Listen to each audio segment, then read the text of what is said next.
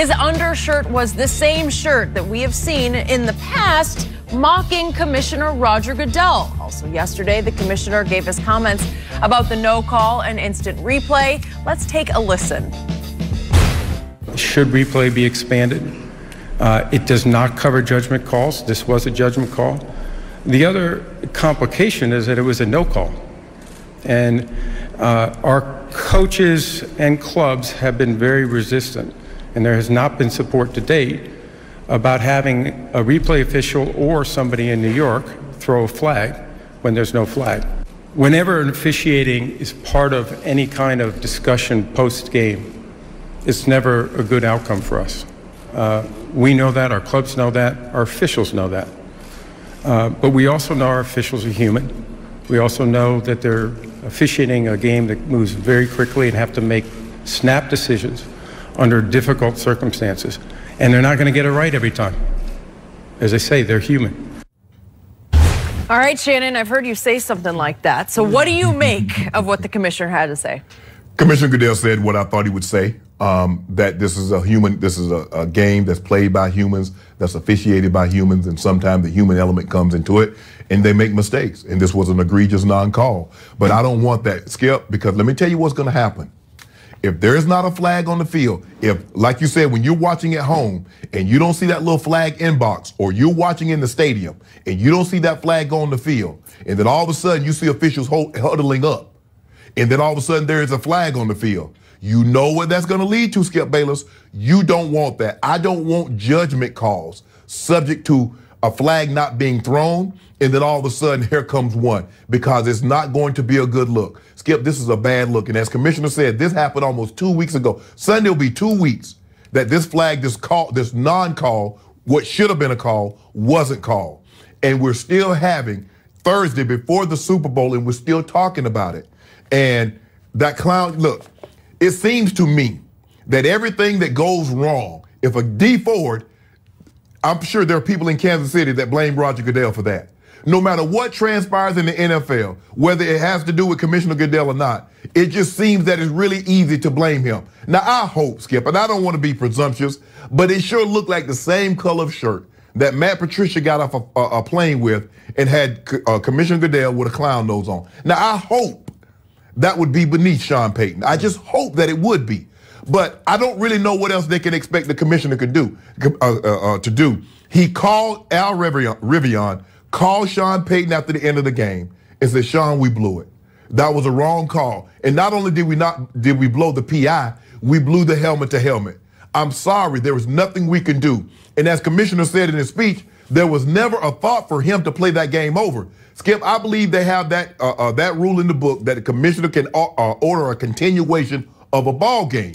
But I believe it has to do with natural disasters. Skip, you remember in 1989 when the earthquake? If something like that were to happen, or unforeseen or inclement weather, you have a thunderstorm or lightning for extended periods of time, or a deluge, something like that in a playoff game. I'm not so sure in a regular season game they will all order a continuation. But in a playoff game where someone has to move on, they would order a continuation. And I believe that's what the rule was in place for, not for a judgment call, because if that's the case, Skip, what are they going to do about Bountygate?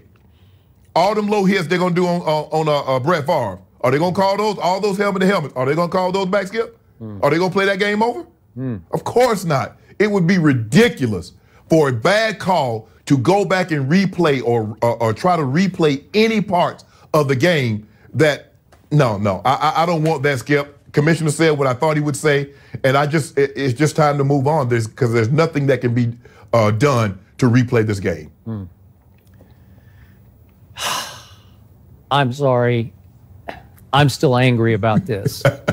And I got angrier the more I listened to our commissioner yesterday. I'm not surprised by anything he said. Absolutely nothing. It's just the way he does business as the commissioner that he's been for this league. That was vintage Roger Goodell. And I want to make it clear, I have a lot of respect for this man because he hasn't done just a good job running this league. He's done a great job as far as making it profitable. I cannot argue. What does he want to hit? Some billion? 25 billion. 5 billion, and he's almost there. Okay, so you can't fault the businessman that he is. And it's hard to sort of juggle the egos of 32 owners or ownership groups. It's hard. It's a hard job. But he always takes the path of least resistance. He's always reactive instead of proactive. There's no outward display of leadership. He's not going to set the tone. He's going to react to the tone when he finally gets backed into a corner and has to react to it. He's going to duck and he's going to dodge. And that's what he did yesterday. And he gives you nothing. He gives me no hope for the future, because I know you've been using that word human element all week. I just don't want to hear it. He said it's a game played by humans, coached by humans, and ref by humans. Let's not even play it anymore, because we're all messed up, right? We're all weak and we're all fallible, right? We're all flawed. And yet, I love this game. You love this game. And I want him to give me a little hope that the humans can make this game the best they can make it, instead of saying, hey, what can we do? We're all human. Well, take as much of the human element out of refereeing as you possibly can. Just give us some nuggets, some hope, some little light at the very end of the tunnel. And I hear what you say. You go back to the past and say, what about that? You can't fix those, but you can fix it in the future. There's a way to eliminate what happened. There's some fail-safe that you can impose upon the rules whereby somebody gets to correct a non-call that wasn't made that decided the Super Bowl team.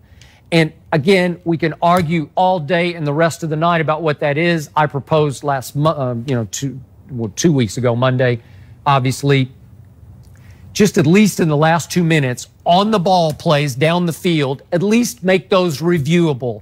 If you want to make them challengeable with some kind of penalty involved, where if you miss the challenge, you lose the football, or you lose time, or you get penalized 15 yards, fine. But help me out. Give me a fail-safe that would correct the human element that failed that Sunday. But here's the thing that's going to happen, Skip, because then you're going to have a coach that says, okay, I know you say you want on-ball spot fouls, but in order for that on-ball spot foul to occur, there was a running back holding in the backfield. There's an offensive line holding. You remember last year, Skip, in the NBA Finals, they replayed to see if LeBron James was in the restricted area on a charge foul to Kevin Durant. When they went back and they said it was a foul. Because so now they went back and reviewed the totality of the entire play, not just whether or not LeBron James was in the restricted area. So you're opening up Pandora's box here. Did that game decide the NBA Finals last year? It was a sweep. But that's what, Skip, but here's the thing. If they don't do that, Kevin Durant got 2 free throws. Remember, that was supposed to be clean. They called a charge on Kevin Durant. That would have been the Cavaliers' ball up by 1. Remember, Kevin Durant hit the shot, and now all of a sudden, what happened? They're down 1. Well, so that changes the landscape of the play. That changes the totality of the entire play. And for sure, we can't legislate tantrums out of basketball, because LeBron threw a tantrum at the end of game 1. See, there you go. See, Skip, I tried to make a point. Write that into the rules. See, you know no tantrums allowed at the end of regulation. This is what I'm talking about. Right? This is what I'm talking about. See, I knew you were going to try to sneak a little low blow in on LeBron James. The NBA Finals in there, and they got swept. All I know, this was a flashpoint moment. Everybody agrees. Wrong call, wrong non-call. Wrong call, absolutely. And decided the game. And again, I can give you 99% and you can give me 1%. What if they messed it up? What if they fumbled or threw some stupid pass that got intercepted? What if? But 99% sure that the New Orleans Saints would be in Atlanta right now. Your team, you remember your team? Your team had an opportunity to kick the game-winning field goal. Tony Romo's first year starting. What happened to that snap, Skip? Well, it was a slick ball. They snuck a slick ball in. Now, you know what, Skip? That's y'all ball.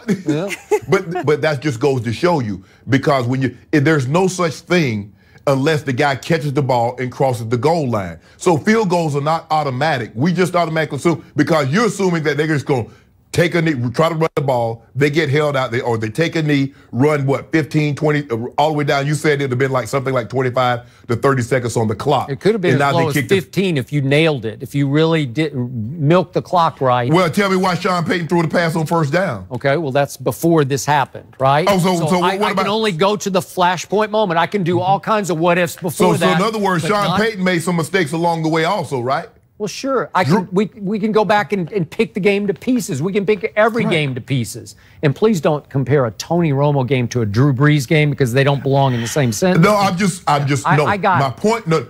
You know what my point was, Skip Bayless. My point is that field goals aren't automatic. We've seen Billy Cundiff had a game time field goal in New England and he kicked it to Westchester. Okay. 99% sure.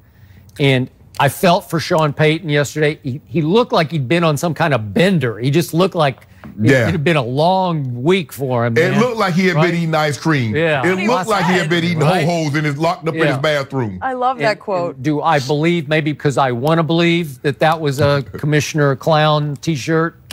Yeah, I couldn't tell for sure. It wouldn't stand up. I hope not, Skip. Yeah. Skip, at what point in time do we stop blaming the commissioner for anything and everything that happens in the NFL? Somebody jumps offside, somebody gets a holding call, somebody gets a DUI. I mean, we work under Fox. Mr. Murdoch is not responsible for something Shannon Sharp did in Atlanta, Georgia.